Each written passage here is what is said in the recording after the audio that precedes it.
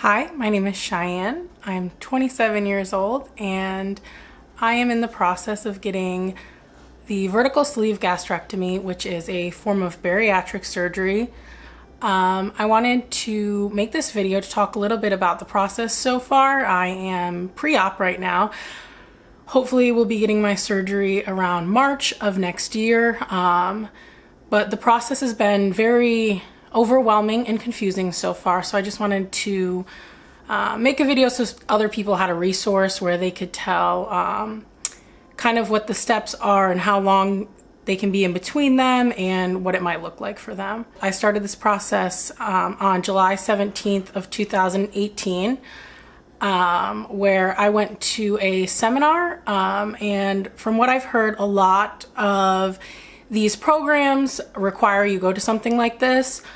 And they were free. The place where I live had them like every week or every other week, and they were pretty easy access. I went and there was probably 10 people there, and they just talked to you about what bariatric surgery is, what your options are. They had a surgical and a non-surgical seminar that you could go to. I chose to go to the surgical one just to get more info, and I wasn't really even thinking that I was going to do the surgery until the end of it. That's when I got really serious about it.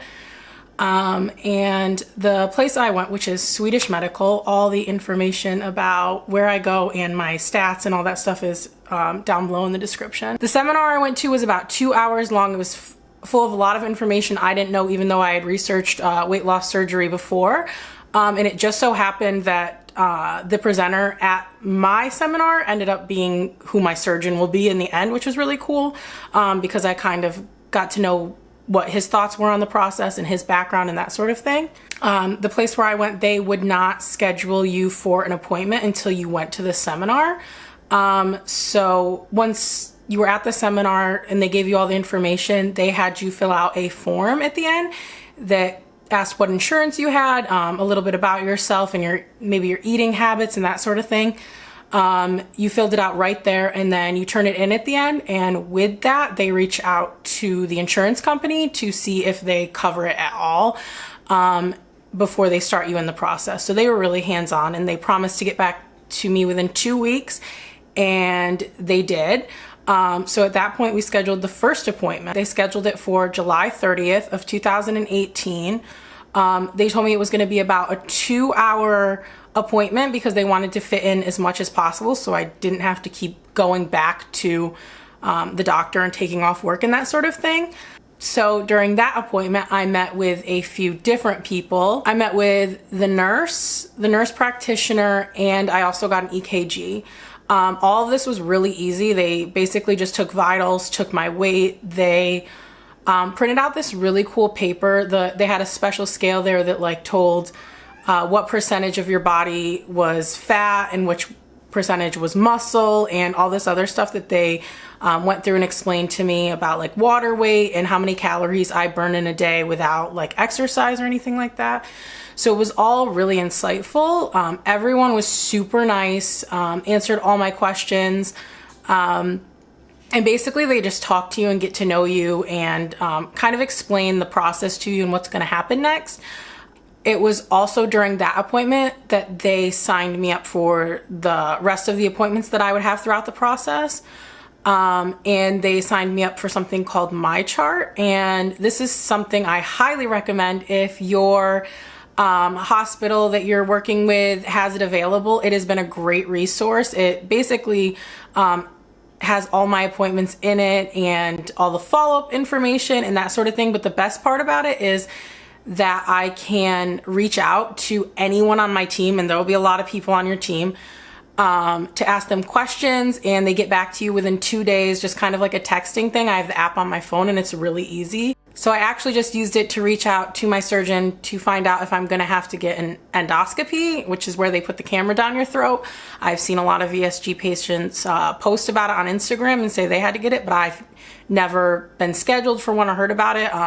So I'm hoping to hear back from him soon because I'm a little worried about it. My next appointment that I had after that was actually the following day. They were hoping to fit them all into one appointment, but dietitians are, from what I've seen and experienced, kind of hard to come by. They don't have a lot of them in these places, and that can be one of the hardest people to get scheduled with, but it's one of the most important because a lot of insurance companies require you to do what's called medically supervised weight loss, which I'll talk about.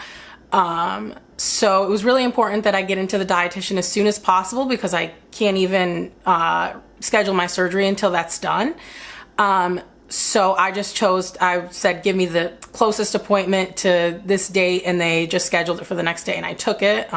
Luckily, I have a work environment that's really forgiving.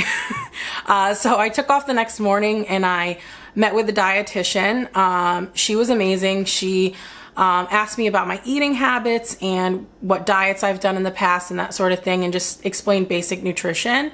And then she, given my stats and my experience and that sort of thing, created a diet plan for me, which consisted of tracking everything I eat and getting in 140 grams of protein every day, which seems like a lot, but it's really important to get that in now because after surgery it's going to be even more important to get your protein in. And she also had me staying under 120 net carbs. And if you don't know, net carbs are your carbs minus your fiber and sugar alcohols. And it's most popularly used with the keto diet.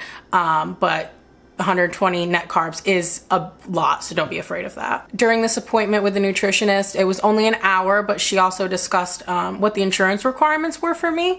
My insurance requires 6 months of medically advised weight loss. So that is where you meet with a dietitian regularly and they give you insight into your diet, and they have to clear you. They're one of the people who has to clear you for surgery in the end. My insurance only covered, without cost, 3 visits to the dietitian in a lifetime. So the dietitian and my other team members at Swedish Medical set it up so that I was only seeing her every other month during the 6 months, which is allowed by insurance, so that I didn't have to pay any extra. I want to also mention that Swedish was willing to meet with me every single month, but they just advised for financial reasons that we keep it to every other month. Normally, from what I've seen, most people meet with their nutritionist or dietitian every month to go over things, but I haven't done that, and I've been fine and on track with everything. Another part of the insurance requirements for a lot of people, and even just for the surgery in general, is a sleep consultation. And this is where they make sure that you don't have sleep apnea, and if you do, that you're using a CPAP machine, because from what my surgeon told me, it can be very dangerous to go into surgery if you are not doing this, something about breathing in your lungs when you're under anesthesia. So they do a sleep study, and the first part of that is doing a sleep consultation, which was my next appointment in the process. That was on October 1st of 2018. It was about 2 hours long, and they helped me schedule it with someone. Actually, I believe they reached out to the sleep consultation place and had them call me. So I didn't even have to reach out to anyone. They just gave me a call and scheduled it with me. And the sleep consultation was about 2 hours, and in that you just sit down and you fill out paperwork beforehand. There's a lot of paperwork with all of this. I recommend keeping a binder. I have a whole binder full of everything that I've gone through in the process because it's really handy to just take to all the appointments.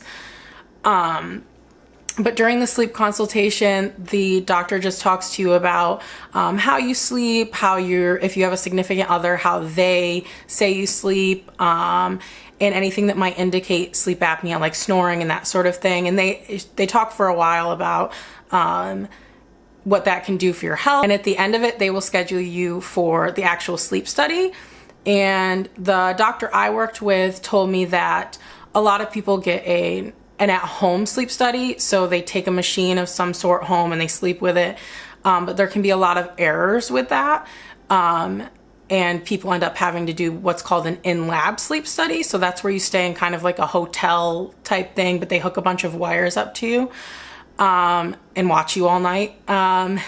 It's It's not as scary as it sounds, but it's not comfortable either. I will insert a picture of what I looked like during it. So after the doctor explained to me my choices between the at-home or the in-lab sleep study, she also told me I had really good insurance, luckily. Full disclosure, I work for a state agency, so I do have really great medical insurance, and I'm very thankful for that, and I'm not bragging. I just want to be completely clear about this process and what I went through. She told me that the in-lab study would be covered mostly by my insurance, so that's what I should go with, so that I didn't end up having to do both. So at that point, she scheduled me for the actual sleep study, which I will talk about a little bit later. My next appointment during this process was on October 8th of 2018. This appointment was another 2-hour one that they scheduled with multiple people, so that I didn't have to come back in to the hospital to meet with people. During this appointment, I met with the surgeon. Normally, this would be the first time you meet with your surgeon, but like I said, mine was the presenter at the seminar, and he's really great. He just sat down and talked with me, looked at my nutrition and what I've been doing, and sort of went over with me what the surgery would look like, asked if I had any questions, and just got to know me. He was very personable and really wanted to know what I thought of everything and if I was nervous and that sort of thing. So that was great. So I met with the surgeon for like probably half an hour, and the rest of the time was spent with a psychologist. So another big part of this process that I hear a lot of people go through and is required by insurance is to see a psychologist. And that makes a lot of sense because those of us doing this have a poor relationship with food mostly, and a lot of that is psychological. They also want to make sure that you are ready for this surgery because it can be a lot psychologically. And I had never met with any psychologist before, but I sat down with her, and she basically just asked me about my life and my background, and I was very honest with her, even to the point where I told her about some things I dealt with during childhood and my dad dying this year. And she was very open with me and told me that a lot of times they don't approve people who have just had a close family member pass away, just because dealing with the grief process is so hard, and this is something on top of it. But she said, given what the nutritionist has said and my surgeon has said, and how I was honest with her and talked about everything and how I deal with everything and the grief, she said she would clear me with no problem. So the psychologist can be really scary for some people from what I've seen, but honestly, it was just like a conversation. And I really encourage being very truthful during this, because you don't want to go through this whole process and then at the end mess it up because of something psychological. So my next appointment after the psychologist and meeting the surgeon was the actual sleep study. And for that, I went into a lab, and they had instructed me beforehand to not take any naps throughout the day and to not have any caffeine, which was the worst part. And by the time I got in there at 7:45 p.m., I was exhausted.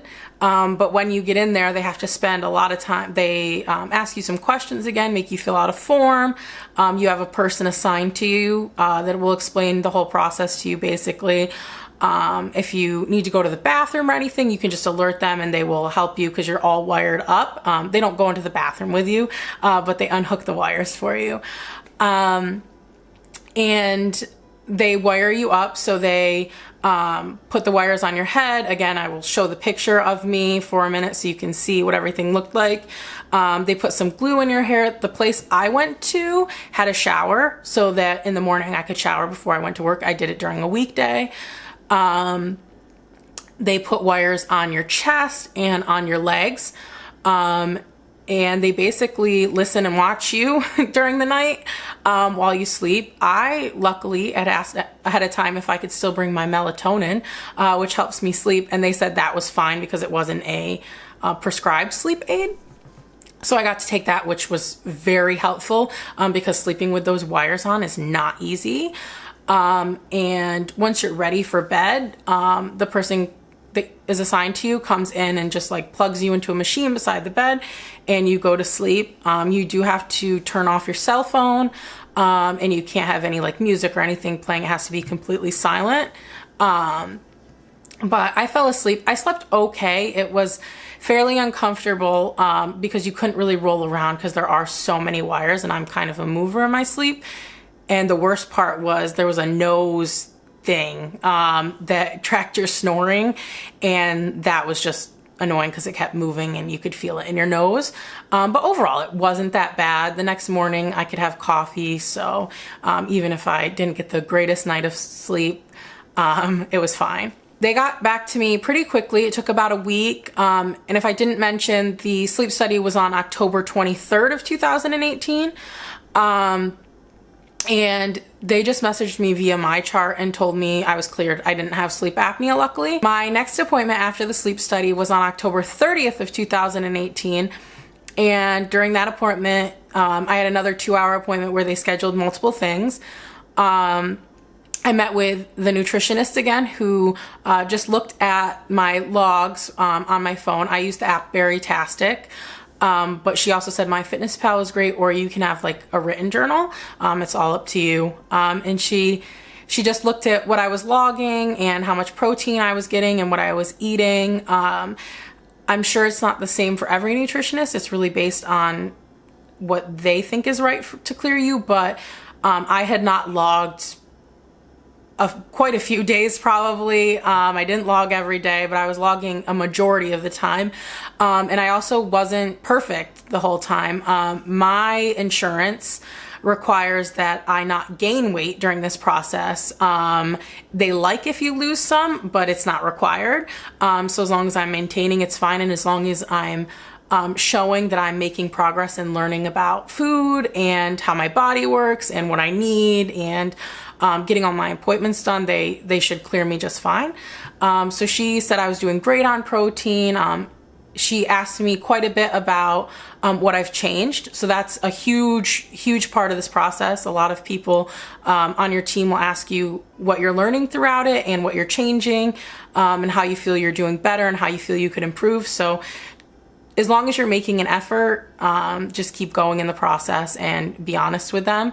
Another note is they ask a lot about, especially the psychologist, asks a lot about a support system at home, which is really important to them. During this appointment with the nutritionist, she also went over vitamins with me, which, if you don't know, are a huge part of the VSG surgery or any bariatric surgery. Basically, you can't take the same vitamins you did before. Your whole body's changed. So they went over the special sort of vitamins I will be taking after the surgery and how I will have to take them daily forever, pretty much, which I think is a small price to pay for getting this surgery. She just went over the chewable vitamins I'll need, where I can get them if I choose. She even gave me a discount to a place. She basically gave me a plan month by month of what vitamins need to be chewable and when I can switch to taking regular pills again, and for what vitamins that'll work for. So it was really informational. She sent me home with a packet on it that was very helpful in telling what I need to buy and what I never can take again, honestly. During this appointment, I also got my blood labs done. My medical facility requires that your blood labs be taken within 6 months of the actual surgery. So I waited a bit to get mine done again, just to ensure that they fell within that window. And that was really easy. They had a place right there, a lab that I could get them taken at. And they did take quite a bit of blood. I think she said 7 vials, which seemed like a lot to me. It might be normal, but I don't get my blood taken a lot. And then they send you the results from that. It's basically just to make sure you're getting all your vitamins. The only hard part about that was they tell you not to take your vitamins for 3 to 4 days beforehand, I believe. And it came back that I was only deficient in vitamin D. I live in Seattle where it rains all the time and there's no sun, so that was not a surprise. So that appointment with the nutritionist and the blood labs was actually the last appointment I have had thus far. I have 1 appointment left. My surgeon, my psychologist, and the nutritionist all have said they're pretty sure I will be cleared for surgery. So I'm really excited. They were very confident in me because of how I've kept track of everything and indicated that I've learned and changed and am working on forming new habits. So they went ahead and scheduled my final appointment with the nutritionist. And that same day they scheduled my final appointment with the surgeon. So that final appointment with the nutritionist is to officially end the medically advised weight loss program. And I will sit down with the surgeon and discuss the next steps. From what I've heard from people who have gone through this process at this particular place, they move pretty quickly. So at this final appointment, they will submit everything to my insurance for their official approval of covering the surgery. And then they will get back to me. I think insurance has 15 days to respond. Sometimes it's quicker depending on the time of year. And once that's done, they will schedule my surgery. I will start the liver shrinking diet, which takes about 2 weeks, and then I will be good to go. If you're curious about how much all of this costs, I'm planning on doing another video on that and being really transparent about what I've paid, what the full amount is, what each appointment costs and how I've paid for it and that sort of thing.